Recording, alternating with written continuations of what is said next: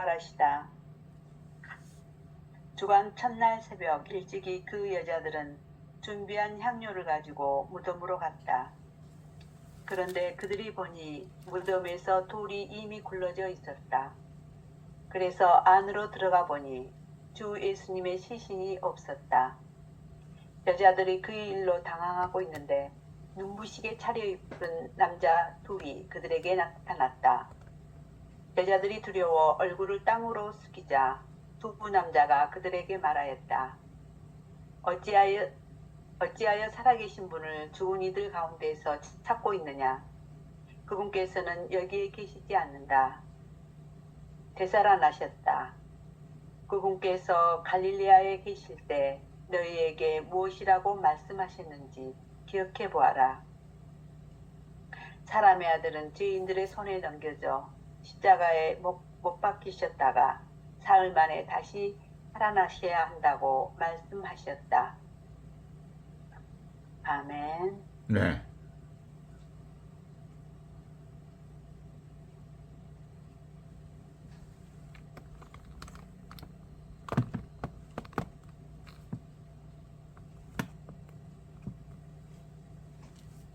오늘 요즘 이제 사순절인데 지금 이제 사순절에 아주 합당한 복음들이 지금 쭉쭉 진행되고 있어서 저도 묵상이 잘 되고 있어요. 부활의 새벽 공기를 마시면서 여자들이 해가 뜨기도 전에 여자들은 준비해 두었던 향료를 가지고 무덤에 갔더라. 오늘 제가 사실은 해가 뜨기 전에 새벽에 산책을 갔는데 너무 그 햇살이 아주 동트는 이렇게 해가 떠오르기 직전이 얼마나 아름다운지 몰랐어요. 무슨 느낌이라고 할까? 밤과 첫 새벽의 만남. 그죠? 어두컴컴한 밤이 새날이 시작되는 그 순간의 신비들이 있어요.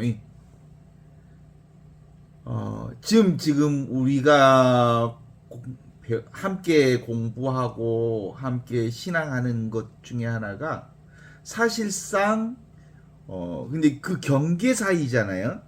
밤과 새벽 사이.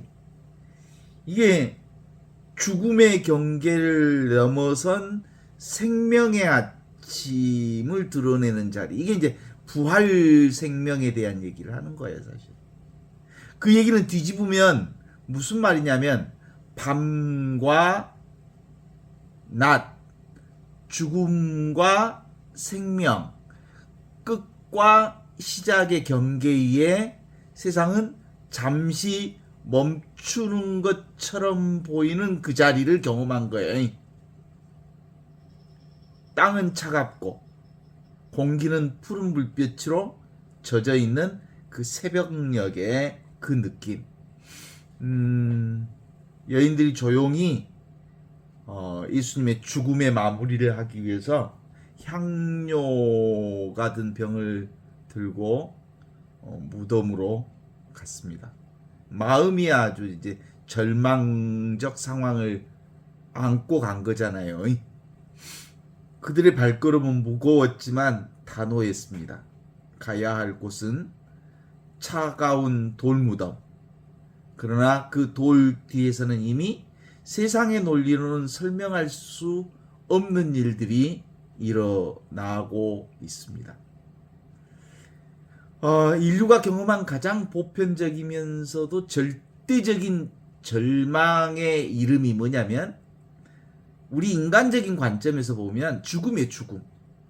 죽음이란 인간적 관점에는 완벽한 절망이지. 그래서 왜냐하면 죽음은 모든 것을 단절시키고 인간이 쌓아놓은 모든 희망과 성취를 일순간에 무로 돌려버리는 듯한 견고한 장벽을 마주치기 때문에 실제로 인간에게 있어서는 죽음이야말로 큰 장벽처럼 느껴지는 거예요. 2000년 전 예루살렘의 십자가 처형도 여자들과 제자들과 그 무덤을 찾아간 사람들의 입장에서는 아주 절망 중에 절망이었죠. 예수를 따르던 이들에게 골고타 언덕은 정말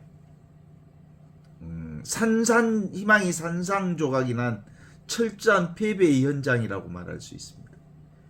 권력자들의 조롱 속에서 숨을 거둔 예수의 시신은 차가운 바위 무덤에 안치되었고 그의 입구는 거대한 돌로 굳게 닫혀 있는 상황. 제자들은 두려움에 숨었고 여인들은 슬픔 속에 안식일을 보내고 무덤은 이렇듯 모든 이야기에 완전하고도 비극적인 종착지처럼 짠하고 드러냅니다. 그러면 답답한 상황이죠. 루카복음 24장 1절에 7절은 절대적인 절망의 이 서사를 근본적으로 뒤집는 인류 역사상 가장 극적이고 위대한 반전의 새벽을 기록하고 있다. 이렇게 볼 수 있죠. 주간 첫날 새벽 일찍 향품을 들고 무덤을 향한 걸어가던 여인들의 발걸음은 여전히 죽음의 지배 아래 놓인 인간의 슬픔을 온전하게 대변하는 자들의 모습 그대로입니다. 그들이 마주친 것은 죽은 자의 시신이 아니라 그런데 활짝 열린 무덤과 생명 선포입니다. 반전이죠. 어찌하여 너희는 살아계신 분을 죽은 이들 가운데서 찾고 있느냐? 라고 하는 이 한마디. 천사들의 이 질문은 그 여자들뿐만 아니라 오늘날 시공간의 제약과 일상의 무게에 어두움의 무게에 갇혀있는 모든 인간들에게 전하는 최고의 메시지. 살아계신 분을 어찌하여 죽은 자들 가운데서 찾느냐? 이 얘기가 복음의 핵심이에요. 예수 복음의 핵심이라니까. 예수는 우리 모두에게 살아있다. 죽는 생명이 아니다.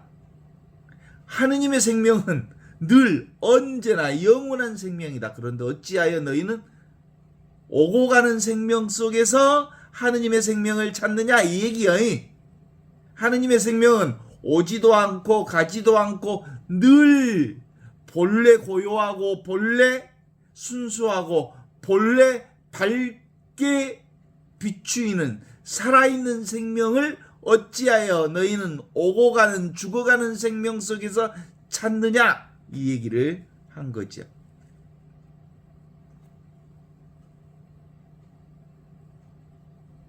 그래서 예수님의 이 부활은 단순히 2000년 전 일어난 과거의 기적이나 사후세계에 대한 약속이 아니라 우리에게 하는 말이에요.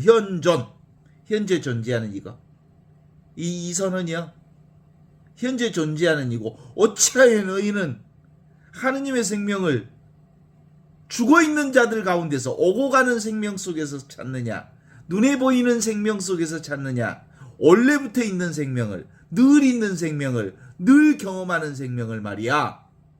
이 얘기를, 이게 이제 복음 전체를 얘기하는 거죠.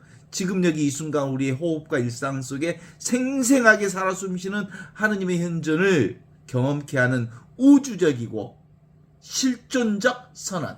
어찌하여 너희는 살아계신 분을 죽은 자들 가운데서 찾느냐라는 거지. 우리 인간은 과거, 현재, 미래라고 하는 흘러가는 시간을 경험하는 거예요. 근데 우리가 경험하는 이 흘러가는 시간, 시간과 공간 내의 흘러가는 시간은 어디 위에서 흘러가?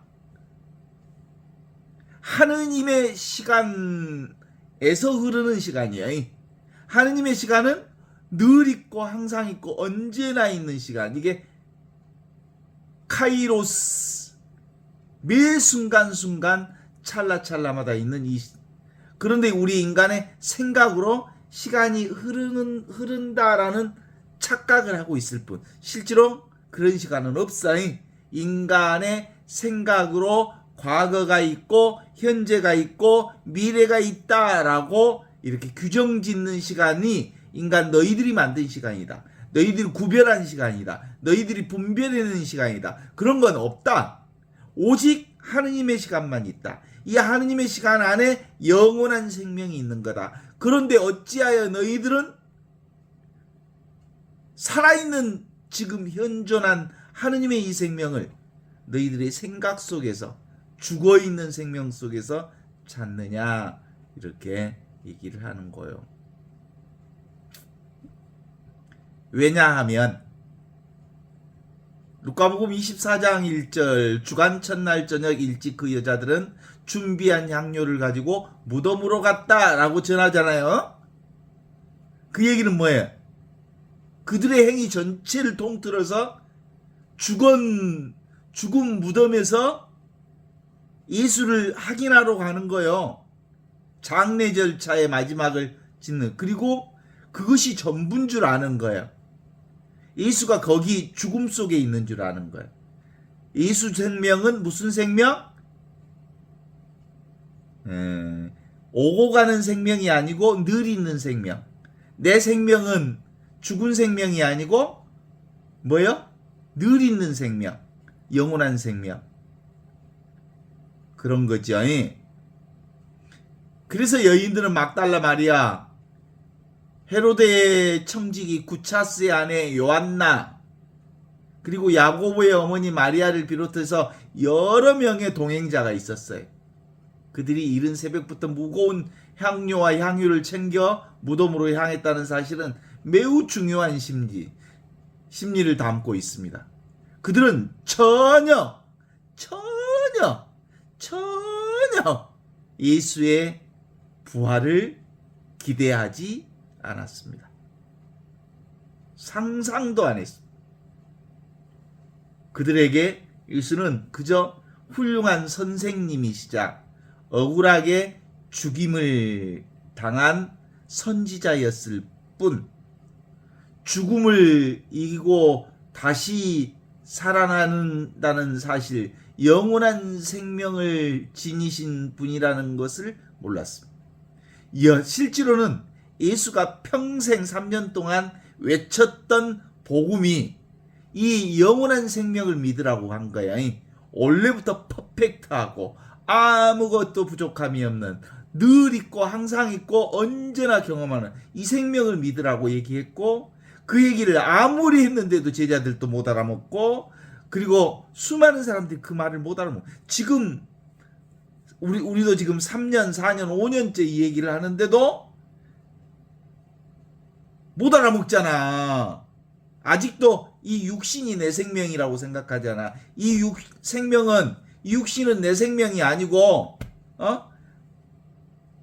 이 허공성을 지닌 하늘, 텅 비어 있는 하늘 생명이 내 생명이고, 그 하늘 생명을 겉으로 표현하는 생명이 이 육신의 생명이고, 그래서 이 육신의 생명과 눈에 보이는 생명은 오고 가는 생명이면서 동시에 보이지 않는, 텅 비어 있으면서 모든 것을 알아차리는 이 생명을 펼쳐 보이는 생명이니까 이 생명까지 모두를 다 합쳐서 하느님의 생명이지.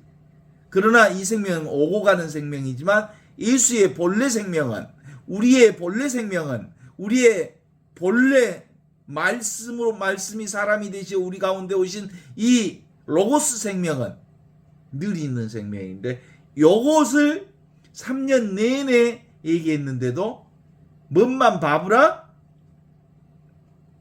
예수의 육체 생명에만 집착해버렸어. 우리가 우리의 육신에 집착하듯이 똑같아.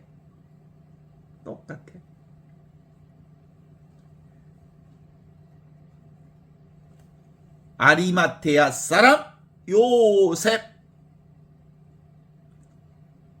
그는 아주 부자였거든요. 부자의 무덤 있고, 그러니까 아주 바위를 파갖고 만든 아주 부잣집 무덤이니까 아마 장정 열댓 명이 그 동굴 입구 돌을 굴려야 비로소 그 동굴 문이 열어질 만큼 도무지 열릴 수 없는 문이 오메오메 딱 갔더니 동굴이 딱 열려져 있어. 그리고 무덤이 활짝 열려져 있어. 거기에서 이제 이렇게 비추는 상징적인 게 있어요. 열린 존재, 열린 존재, 무덤 속에 갇힐 수 없는 생명. 그게 바로 예수 생명이라고 하는 것을 드러내 보여주는 거죠. 새벽빛, 점점 어둠의 경계가 무너질 때 무덤을 막고 있던 돌은 굴려져 있었고 그 안은 비어져 있었다. 아무것도 없는 공간, 허공성, 허공의 성품으로서의 부활. 그런 거죠. 바로 그 없음의 중심에 뭐가 있어? 진리의 빛이 솟아 올랐더라. 이런 거예요. 그러니까 없음이 곧 있음이요. 없음이 곧 있음이.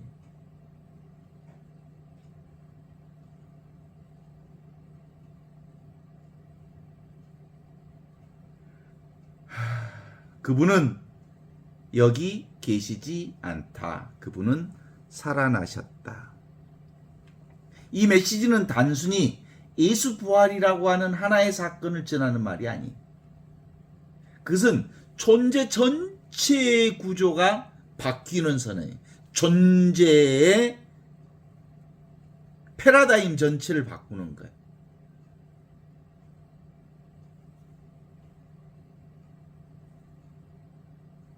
그러니까 죽음은 더 이상 절대적이지 않고, 그리고 경이로운 부재. 부재는 결여가 아니라 충만의 다른 얼굴임을 밝히는 창조적 순간이라고 볼 수 있는 것. 그때부터 세상은 이전의 방식으로 존재하지 않게 된 거지요. 눈에 보이는 이 세상은 텅 비어 있고, 비어 있으면 형상으로 이렇게 빛나는 거죠.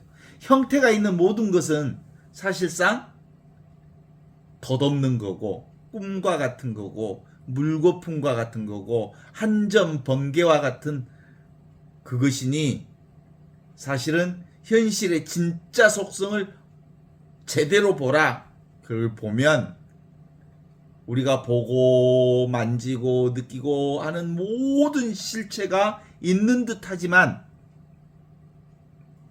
끊임없이 변화하고 사라지는, 변화 안에서만 존재할 수만 있다면 그것은 변화하지 않는 이 텅 비어 있으면서 모든 것을 알아차리는, 본래 고요하고 본래 순수하고 본래 이렇게 환하게 비추는 이 생명이 진짜 우리의 영원한 생명이다. 이런 거죠.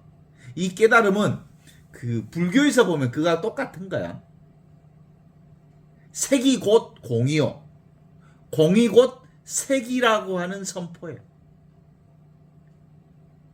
비어있음, 텅 비어있음, 빈 무덤, 그것은 없음이 아니라 모든 것이 서로 기대어 존재함을 드러내는 우주의 호흡이다. 죽음이 곧 생명이 시작되는 자리고, 생명이 곧 죽음과 하나인 자리여서, 우리 인간은 생명과 죽음이 따로 있는 듯하지만 죽음이 곧 생명이요, 생명이 곧 죽음이기에 실제로 눈으로 보이는 죽음의 생명도 있고 생명도 있지만 그건 모두 다 영원한 생명에서 드러나는 생명이지. 그래서 예수 부활은 바로 이 생명의 역동성을 하느님의 차원에서, 영적인 차원에서 증거한 사건이다. 이렇게 볼 수 있어요. 부활의 신비와 이 불교에서의 공의 진리의 만남을 이 루카복음 부활 얘기를 통해서 우리가 경험해 볼 수 있는 진리죠. 따라서 루카복음의 이 얘기는 단순히 육체가 사라짐을 넘어서서 그 자리에 아무것도 없음이 아니라 다른 방식의 있음, 다시 말해서 형태 없는 존재의 현존이 피어나는 거예요. 현존이 뭐예요? 현존, 허공성으로서의 하늘, 하느님, 없이 계시는 하느님이 이렇게 모든 것을 있게 하시는 이 하느님을 만난 거예요. 이게 부활하신 하느님이에요. 그쵸?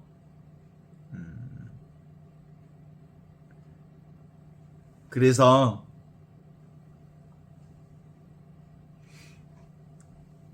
제자들 사랑과 그리고 제자들을 함께 사랑했던 그 모든 것들은 다 지금 여기 이 현존을 통해서 드러나는 현상이다 이렇게 볼 수 있습니다. 그래서 육체적인 소멸은 본질의 소멸이 아니라 존재 방식의 변화를 드러내는 거거든요. 그리스도의 부활은 바로 텅 비어있는 빈 무덤의 진리가 인격과 사건 속에서 드러나는 한순간이다 이렇게 볼 수 있죠. 따라서 한번 해볼래요? 색 즉 시공, 공 즉 시색. 그래, 그게 부활 사건의 전형인 거예요. 전형.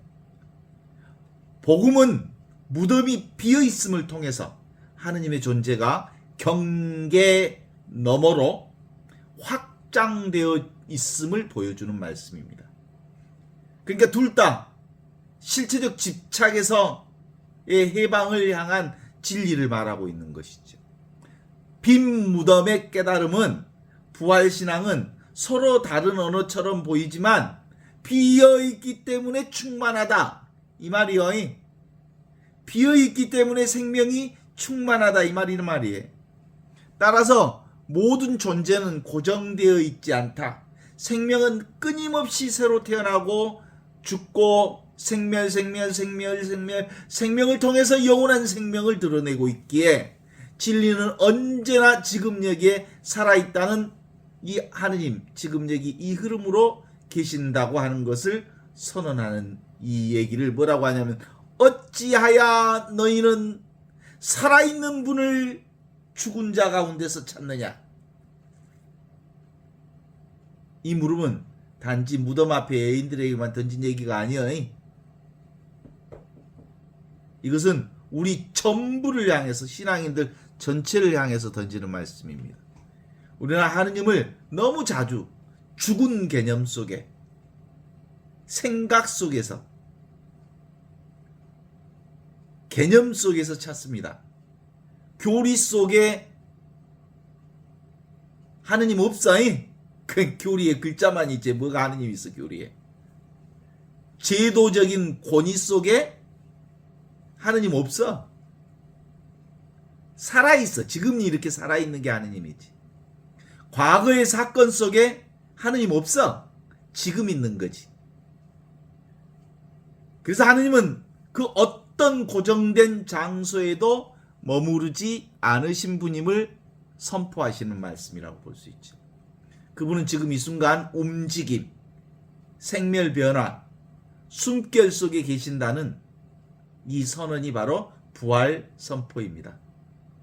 우리 모두가 숨을 들이마시고 숨을 내쉬는 건 모두 다 하느님의 생명을 들이쉬고 하느님의 숨을 들이쉬고 내쉬는 거지요. 내가 숨 쉬는 줄 알지만 숨이 나를 쉬고 있어요. 하느님의 숨이, 하느님의 생명이 내 안에서 왔다 갔다 하는 게 아니고 하느님의 생명이 지금 나를 살리고 있는 거죠. 이 호흡의 교감이 바로 살아있는 하느님의 현존입니다. 하느님은 형상으로 계시지 않습니다. 하느님은 텅 비어 있지만 모든 것을 껴안고 있는 충만한 분이십니다.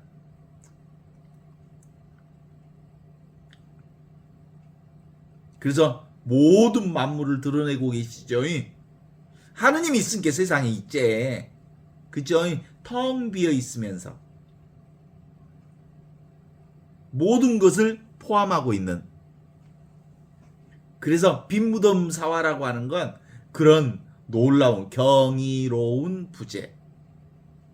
그러므로 지금 여기서 그분은 새벽 바람처럼 조용히 우리에게 다가와서 우리의 차가운 마음을 부드럽게 어루만지십니다.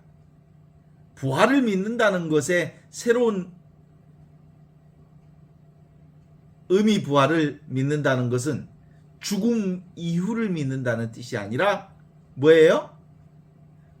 죽음조차 하느님 생명 안에 포함되어 있노라 라는 선언이에요.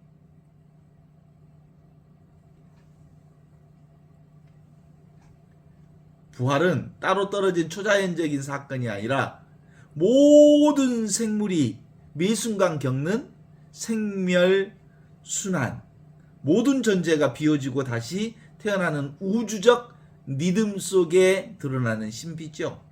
우리가 사랑의 마음으로 다른 사람들을 용서할 때, 일상의 불안 속에서 감사의 숨을 쉴 때, 무의미한 듯한 순간 속에서도 평화를 느낄 때, 그죠? 밥 먹을 때 밥맛을 느끼는 것, 그죠? 바로 작은 부활입니다. 그게 하느님의 생명을 경험하는 부활이죠. 이 부활은 나이 먹은 사람이나 어린아이나 똑같아. 난 이거 읽으면서 아침에 그 생각이 올로 들더라고. 맞아. 우리 어머니 음식 솜씨가 좋으셨는데 이렇게 뭘 착 묻히면 꼬마들 이리 와봐라 너 이리 와 이렇게 입에다 넣으리고 어제 맛이 어쩌냐 간은 맞냐 그래. 근데 애기들한테 그걸 물어봤다고? 아이들이 간 보는 간이나 어른들이 간 보는 간이나 맛을 보는 그 맛은 똑같은 것으로 맛을 봐이. 대학 교수라고 해서 맛을 더 잘 보고 꼬마라고 해서 맛을 못 보는 게 아니에요. 이 맛보는 이것이 바로 하느님의 생명이요. 영원한 생명이요. 응? 음식을 버무려서 이렇게 이거 한번 맛 좀 봐라. 그럼 엄마 맛있어. 맛있는지 짠지 그리고 단지 매운지 그 맛을 아는 그것이 바로 생명이라고. 영원한 생명. 그 생명은 죽지 않는 생명이라고. 그죠? 그것이 바로 우리가 매 순간마다 하느님의 생명을 경험하는 작은 부활입니다. 우리는 늘 하느님의 생명으로만 살아. 예수 부활은 단 한 번에 일어난 과거 사건이 아니고라. 현재 진행형의 우주적 작용이란 게라. 우리는 눈 뜨는 매 순간 새로운 햇살이 땅을 덮는 때 매 순간마다 삶이 다시 시작되고 그 부활의 리듬 속에서 우리가 살고 있다는 이 공의 시선. 텅 비어 있는데 모든 것을 다 알아. 맛도 바불고라. 추운지 더운지도 알고라. 물이 뜨거운지 찬지 미지근한지도 알고라. 산책하면 오메 좀 춥다. 아이 집에 나올 때 옷 좀 따뜻하게 입고 나올 걸. 그게 다 그 추운지 더운지를 아는 그게 영원한 생명이에요. 그 생명을 누구나 다 가지고 있잖아. 이 부활의 리듬 안에서 우리 살고 있다니까. 보는 우리의 삶의 시선은 세상을 다르게 봅니다. 좋고 나쁨, 성공과 실패, 생과 사, 성과 악이라고 하는 이 이분법에 우리가 너무 잠식되어 있죠.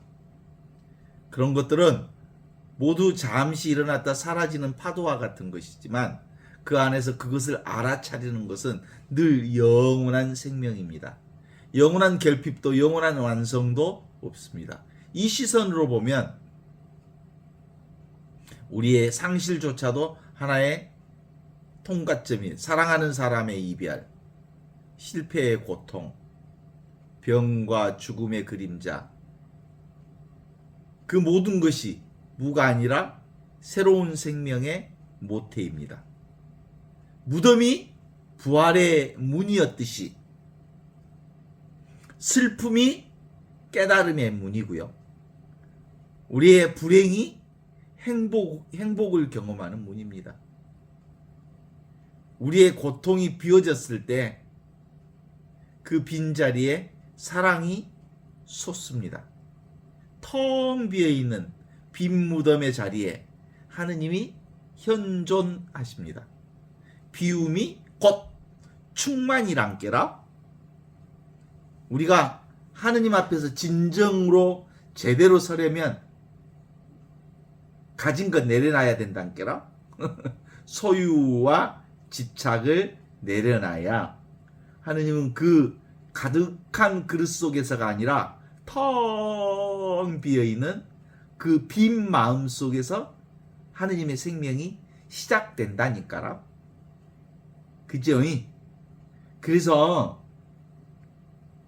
그래서 불교적인 부분들을 알면 좀 빨라. 이제 공이 곧 색이요, 색이 곧 공이요.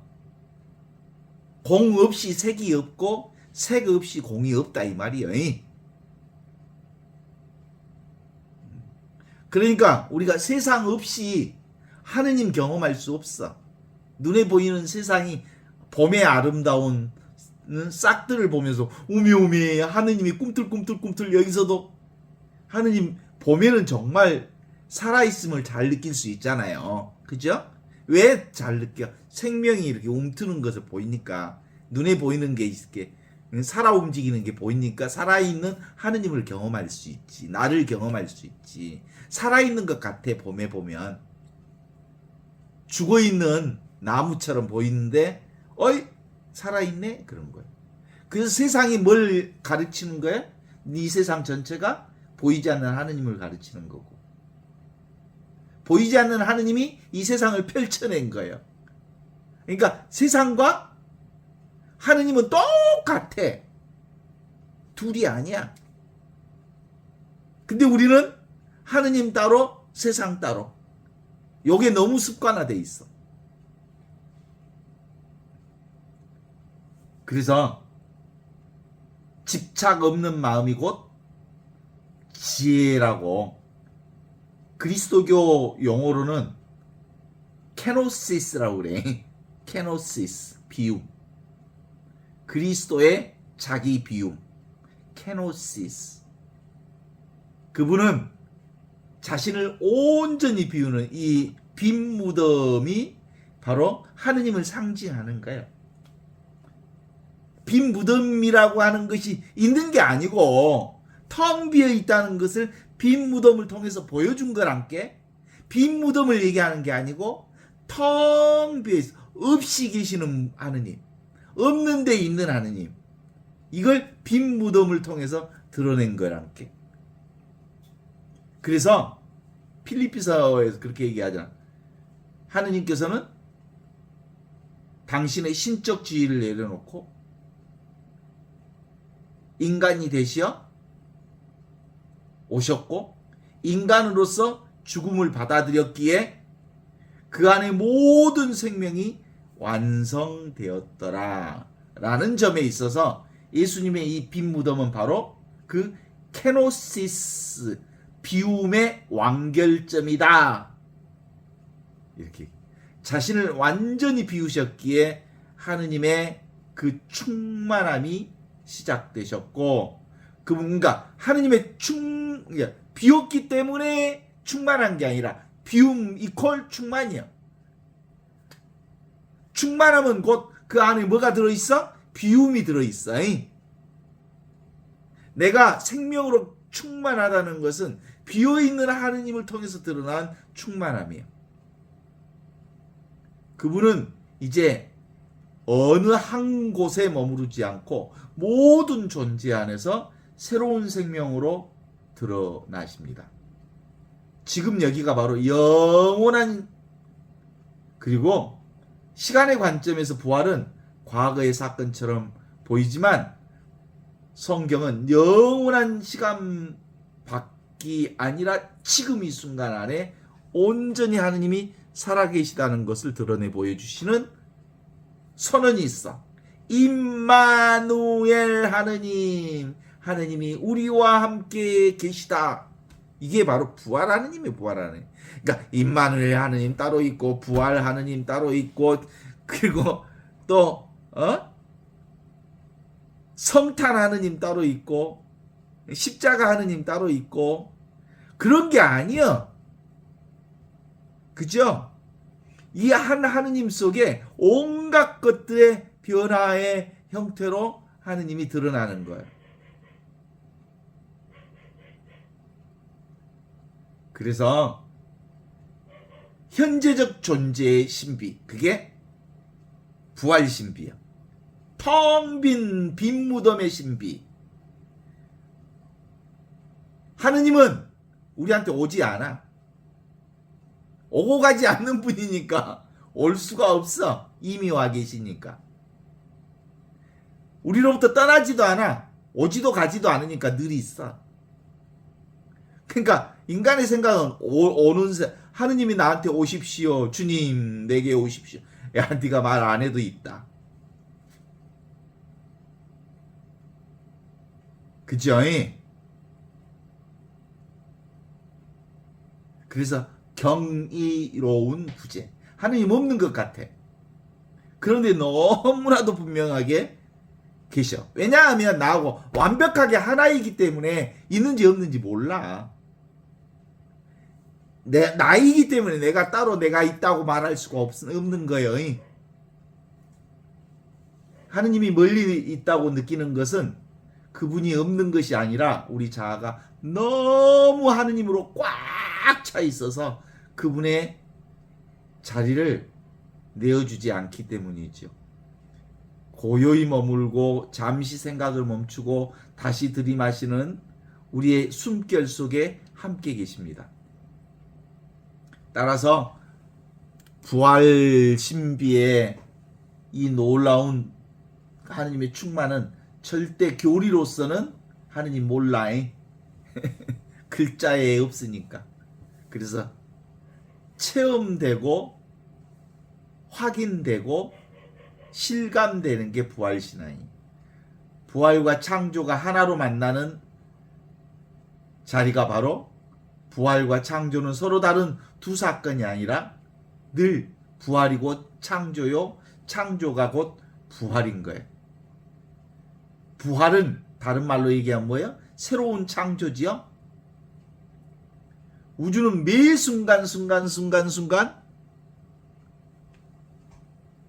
태어납니다. 별 하나의 죽음이 새로운 별의 탄생이 되듯이 삶과 죽음은 손을 맞잡는 형제지요. 하느님은 이 순환 속에서 자신을 드러내요. 그분의 창조는 과거의 일회성이 아니라 지속적이고 현재적인 행위라고 말할 수 있어요. 그래서 부활은 창조의 연속이고 우리는 매 순간 새로운 창조의 현장을 살아가고 있다고 말할 수 있습니다. 예수님의 부활은 그래서 하느님의 창조의 한 중심이면서 그 중심은 결코 다치지 않습니다. 그 중심은 지금 여기서 계속 맥박치고 있습니다. 사랑으로 피어나는 순간마다, 진실이 드러나는 순간마다, 누군가가 자신을 비우고 타인을 향해 사랑할 때마다 그 믿음이 바로 부활의 현재성의 빛으로 드러납니다. 빛으로 피어나는 텅 비어있는 하느님의 마지막, 그건 우리가 잊고 있을 때 온전히 우리와 함께 계시는 하느님.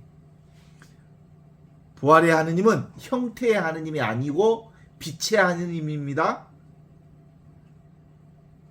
그분은 그림자를 지우지 않으시고 빛과 그림자와 함께 어울리는 곳에서 우리를 기다리십니다.